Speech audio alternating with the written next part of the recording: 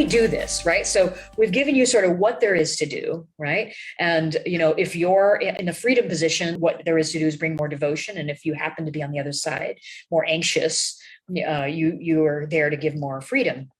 But how do we do that? So what's our secret? From the position of someone who wants more freedom, who wants to break free, but without breaking up, the first thing that you can do is something we call devotional mapping.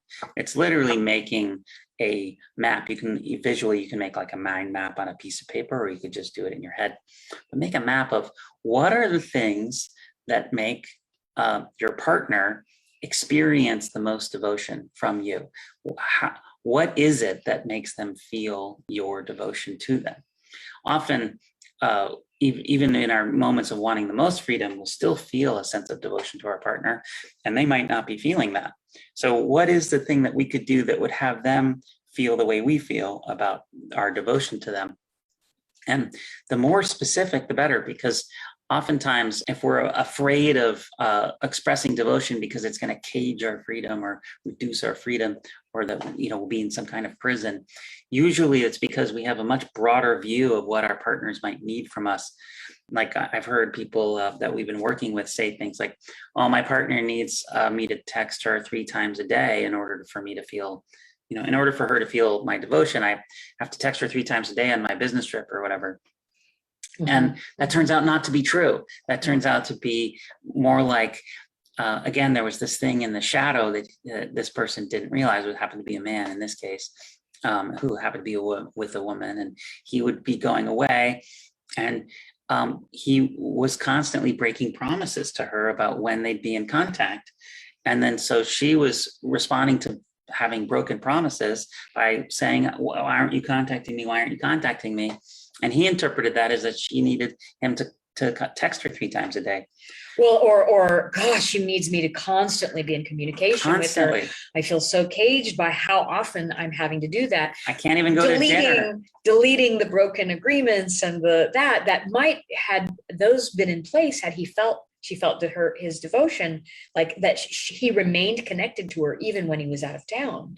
She probably wouldn't have needed any of that. So doing a devotional map would have been him realizing that making and keeping agreements about being in contact is really important to her feeling his devotion, much more important than he imagined it would be, and much more important than the frequency, than the number of times that the contact happened.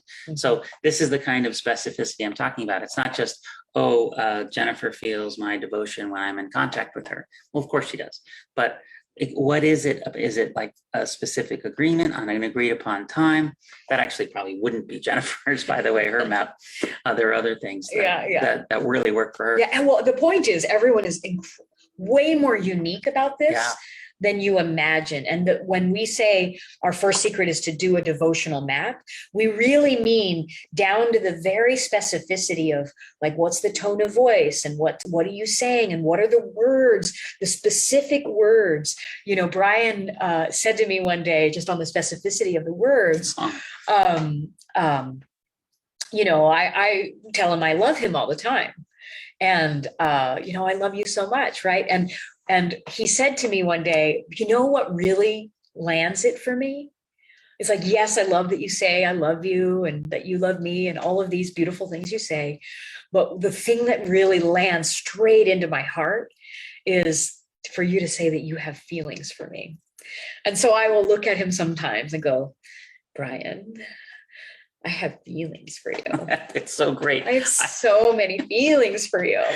And for whatever reason that is so special for him, when I say that I have feelings for him, that particular phrase, and even with a little bit of playfulness that I say it, is exactly what unlocks his feeling of like, oh, this woman is devoted to me. So we all have these unique ones. For me, I think it came from like watching a movie, and I saw, there was one character said that they had feelings about another character, and I just was so jealous. I wanted to be that character as a kid or something, and for whatever reason, that like clicked for me as devotion. And a big part of Jennifer's devotional map is actually that it's something that isn't even I don't even do it physically with her. It's if I'm speaking to another person or if I'm physically not in her presence and I imagine that she's present, so that whatever I say, I would say the exact same thing if she was sitting there, standing there, or not. That non-verbally, like energetically communicates devotion to Jennifer. Yes. She can really feel the difference. Yes. And it's powerful. And when I'm doing that, she feels devotion at 11. And then I don't have to worry about what I'm saying or doing or being. I just be myself, and I feel totally free, and she feels my devotion fully.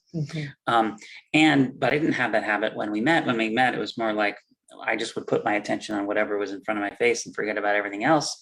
Sort of a perceiver view of the world, if you follow any of the Myers-Briggs programs. But yeah, if I felt like he had to disconnect from me in order to connect with someone else, I felt that break in connection. And so what I wanted was for him to remain connected to me, even as he's connecting. Not that he has to do anything different or say anything different, just that his connection with me is the piece that's like the stable piece. Like he always has this feeling of it. And the moment he did that, I never doubt that this man loves me and is devoted to me. I feel like I have won the lottery of having the most devoted man on the planet. And therefore I'm excited every time he goes off and he can do anything he wants, like I'm happy for that. And I'm in support of that. But part of the difficulty in our relationship was running through the moments where that didn't feel true. And so on my map, it's like, stay connected to me, even when we're, separated and across different space and different time. Which I just didn't know. I just didn't know that was a thing. I had never thought about it. And it's super easy to do because I do think about Jennifer all the time anyway. So having her in my mind while I'm having a really fun experience is actually joyful. It's like, it's almost like if I'm off water skiing or something, I get to have Jennifer with me while I'm water skiing, which is fun for me. And then she feels devotion. So everybody's devotional map is very, very unique to them. And the more you learn about it, the more you learn that some of the things that you're afraid might impede your freedom actually even aren't on their maps. And if you feel like it is either or a tug of war, you probably haven't looked closely enough to divide it up into small enough pieces to find exactly the thing, because it's probably a neighbor to the thing that is making you feel like you aren't able to express as much of your freedom, but it probably isn't the thing, because at their core, devotion and freedom go together. Especially, I just want to say one more thing about that. I think the sort of single life freedom is mostly a myth, because the people who I know who have been single for a very long time, they don't feel as free to be themselves because there's so much of themselves that can't be expressed except for in a partnership. And, they might feel lonely, or they might feel like they're missing out on a part of life, or they might feel like they don't have someone to share their experience with or something. And they end up actually being more controlled by their singleness than I feel by my coupleness. And so the freedom that is actually not even freedom at the end of the day that you get, that if you just say, I'm going to just be me and screw everybody else and whatever they feel like and they want, you end up caged by your own idea of yourself, your own concept of yourself, instead of actually being free to discover who you really are.